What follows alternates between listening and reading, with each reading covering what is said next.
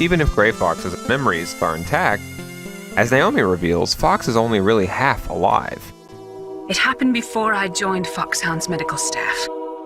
They were using a soldier for their gene therapy experiments. I never heard that. It happened right after you retired. My predecessor, Dr. Clark, was in charge. Dr. Clark? Yes, he started the gene therapy project. Where is he now? He was killed in an explosion in his lab 2 years ago. So what about this soldier? Apparently, for their test subject, they decided to use the body of a soldier who was recovered after the fall of Zanzibar. And that was Gray Fox. But he was already dead.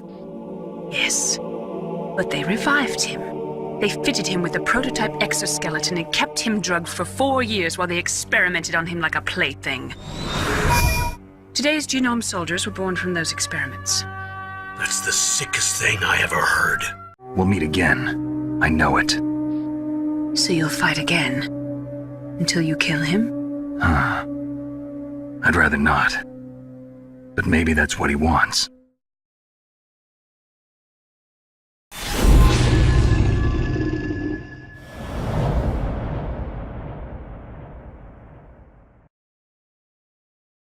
No.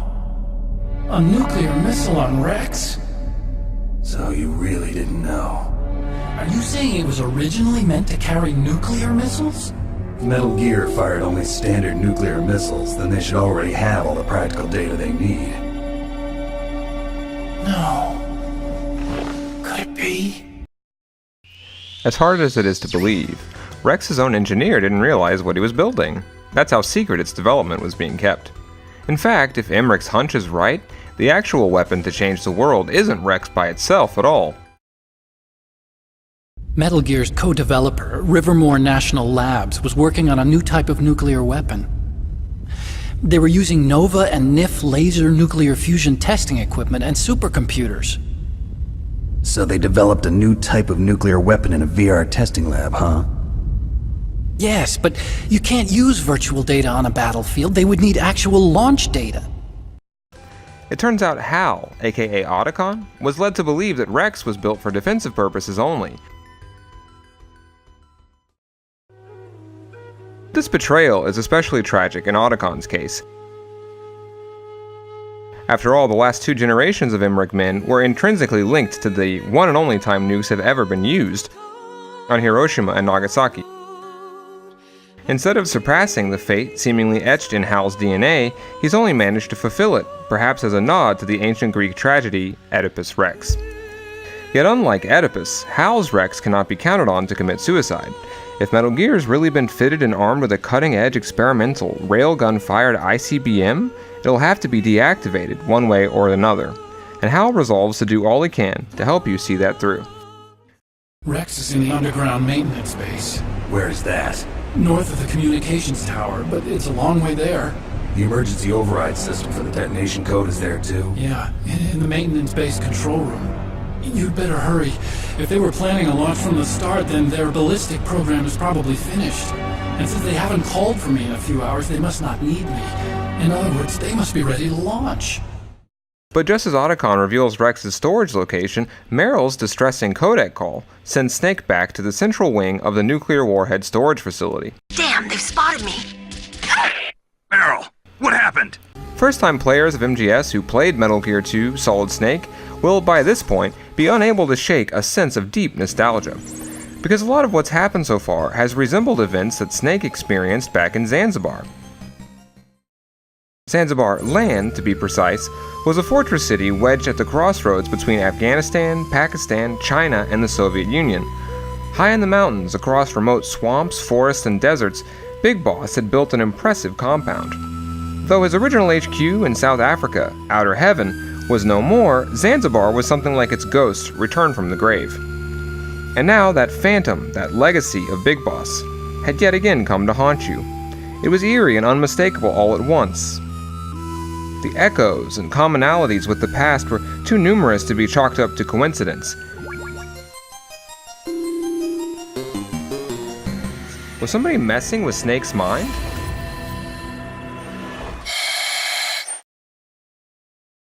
The unit Foxhound of Shadow Moses, like the forces of Zanzibar for example, had targeted a nuclear weapons disposal site.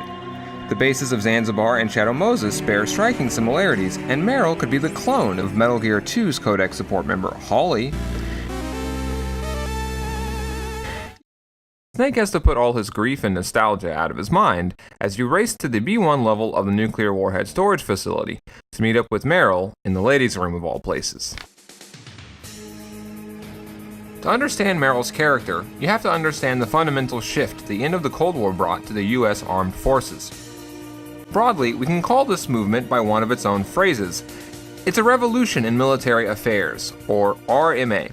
The conceit of the revolution in military affairs was that we could win future wars quickly, cheaply, and efficiently, mainly through the application of advanced technologies. MERYL's training relied on VR testing. She didn't even understand at first that this was war, in fact, because the public idea of a terrorist is more one of a criminal, not of a military force.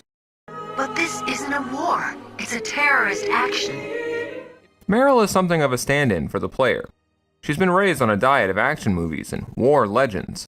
Before the uprising, MERYL had spent a lifetime thinking that by becoming a soldier, she could become a hero.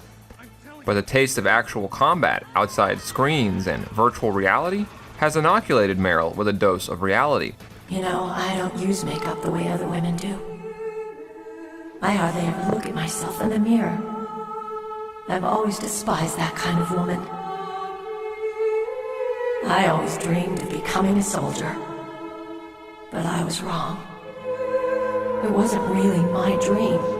But this moment of honesty and communication between the two is cut short by one of the PS1 era's most famous boss battles. Now, I will show you why I am the most powerful practitioner of psychokinesis and telepathy in the world. One moment that stands above any other is the moment where Psycho Mantis started reading my mind and I actually got scared. Which shows you that I'm a terrible wuss, but also it was a moment where he broke the barrier of the screen. It was so innovative. It was feeding off data of the console. It was so shocking for me. It was a perfect moment. 力を持ったキャラクターが順番に出てきて、力と力で戦うんですけども、サイコマンティスっていうガリガリのボンデージファッションで、こいつ本当に強いのっていうようなやつが現れて、実は、力ではなくて、超能力で戦うっていう。That's right. This is no trick. The twisted characters, they have problems, and some of them have sexual problems, and some of them are absolutely nuts. Who's that?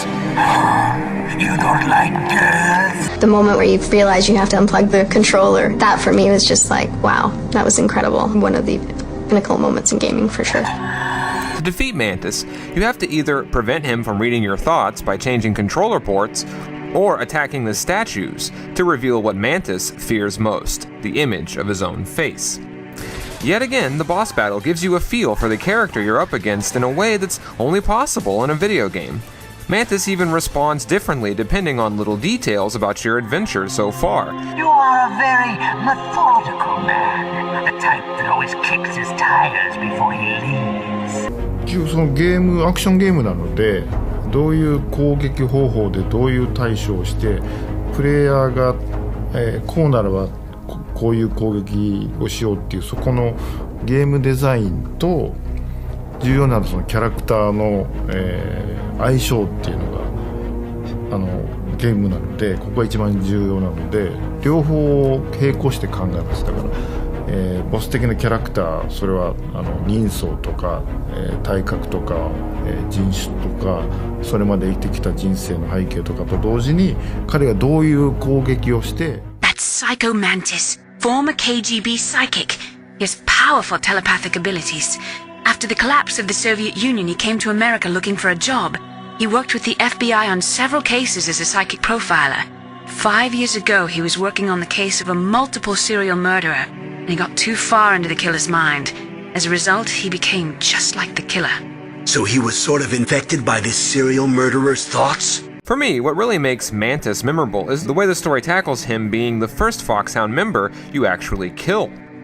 In this brief, yet poignant death scene, Kojima's team work out a lot of depth and philosophy from what, from his looks, ought to be a stereotypical, edgy 90s freaky baddie. But Mantis is much more than that. In my lifetime, I have read the pasts, presents, and futures of thousands upon thousands of men and women. And each mind that I peered into was stuffed with the same single object of obsession. That selfish and atavistic desire to pass on one's seed.